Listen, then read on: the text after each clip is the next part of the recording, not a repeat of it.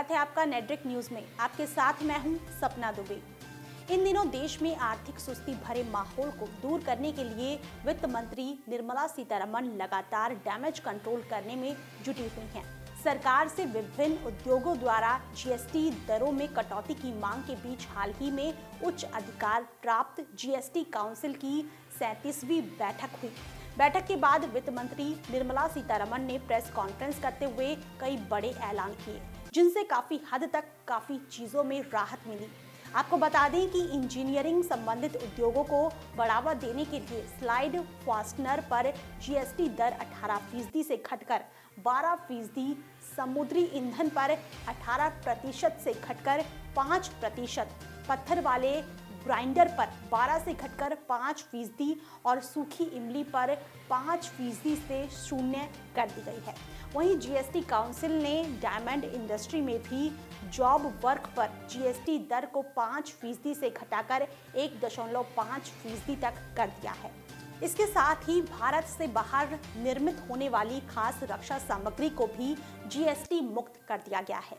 इसके अलावा त्योहारों के इस सीजन से पहले ही 7,501 रुपए के आउटडोर कैटरिंग पर जीएसटी दर 18% से घटाकर 5% कर दी गई है। जीएसटी काउंसिल की इस बैठक के बाद छोटे कारोबारियों को भी राहत देते हुए सरकार ने सालाना जीएसटी रिटर्न से मुक्त कर दिया है। साथ ही 2 करोड़ रुपए के सालाना टर्नओवर पर भी जीएसटी रिटर्न से छूट दे दी गई है। खबर में आगे बढ़ें उससे पहले आप चैनल को सब्सक्राइब जरूर कर लें, साथ ही बेल आइकन को जरूर दबाएं, जिससे हर अपडेट आप तक पहुंच पाए। अब आपको आगे बताते हैं कि इसके अलावा 5 जुलाई 2019 से पहले बायबैक का ऐलान करने वाली लिस्टेड कंपनियों को भी बायबैक पर किसी तरह का कोई टैक्स नहीं देना पड़ेगा। इसके अलावा CSR यानी कॉर्पोरेट सोशल रेस्पॉन्सिबिलिटी पर होने वाले 2% के खर्च को इनक्यूबेटर्स पर आसानी से खर्च किया जा सकेगा। इसके अलावा कृषि क्षेत्र को भी बड़ा तोहफा देते हुए सरकार ने कृषि उपज बाजार समितियों यानी कि APMC की तरफ से किए जाने वाले 1 करोड़ से अधिक के नगद भुगतान पर 2% TDS नहीं काटने का ऐलान किया है।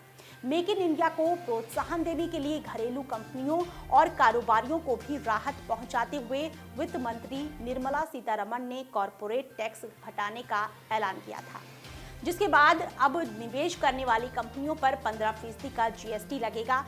साथ ही कॉर्पोरेट टैक्स में हुई कटौती नई मैन्युफैक्चरिंग कंपनियों पर भी लागू की जाएगी। जीएसटी काउंसिल की 37वीं बैठक के बाद अब बिना किसी छूट के कंपनियों को 22% कॉर्पोरेट टैक्स देना होगा, जबकि सरचार्ज के साथ जीएसटी की प्रभावी दर 25.17% हो गई है। इसके अलावा आपकी जानकारी के लिए बता दें कि इस साल अक्टूबर के बाद बनने वाली कंपनियों को 15% का टैक्स देना पड़ेगा, जबकि इन पर टैक्स की प्रभावी दर 17.01% कर दी गई है। आपको पता हो कि जो कंपनियां कोई छूट का मुनाफा नहीं लेंगी, उनके लिए मिनिमम अल्टरनेट टैक्स यानी कि MAT की दर घटा दी गई है। इसके साथ ही इक्विटी कैपिटल गेन्स से भी सरचार्ज को हटाने का फैसला लिया है।